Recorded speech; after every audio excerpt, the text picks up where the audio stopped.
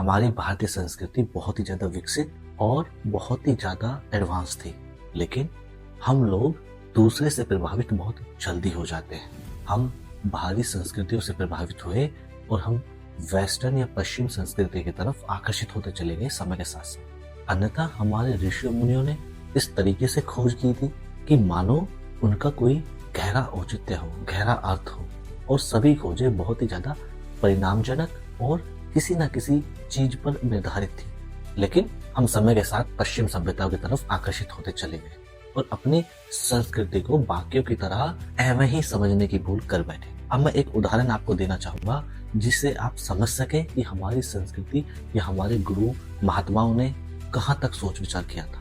हम नॉर्मली जब किसी से मिलते थे या मिलते हैं तो हम हाथ जोड़ते थे, हाथ जोड़कर प्रणाम करते थे या करते हैं।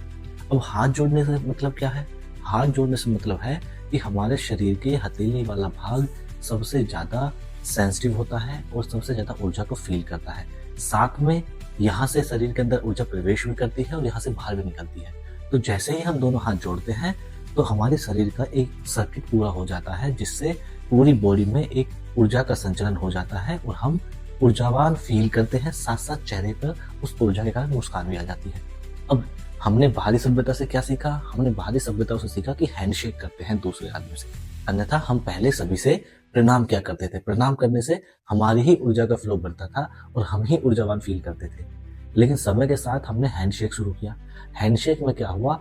आप मिला तो यही वाला भाग रहे हैं दूसरे व्यक्ति से भी, लेकिन अब एक हाथ आपका है और दूसरे हाथ किसी अन्य व्यक्ति का। अब दो अलग अलग व्यक्तियों के हाथ मिल रहे हैं तो दोनों की ऊर्जाएं आपस में ट्रांसफर हो रही हैं। अब निर्भर ये करता है कि सामने वाला व्यक्ति किस तरीके का है। अगर वो नकारात्मक व्यक्ति है तो उसकी नकारात्मक ऊर्जा आपके शरीर में प्रवेश कर जाएगी। कहने का मतलब है कि हमने अब दूसरों को अलाउ कर दिया कि वो अपनी ऊर्जा हमारे अंदर भेज दे, जो कि किसी भी मायने में सही नहीं है। आपके शरीर की ऊर्जा के लिए आप ही एकमात्र मालिक होने चाहिए, आप ही एकमात्र अपनी ऊर्जा के दावेदार होने चाहिए।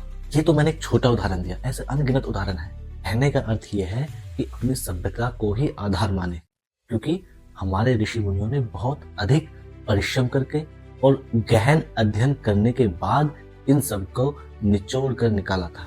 ध्यान दें और अपनी सभ्यताओं की इज्जत करें।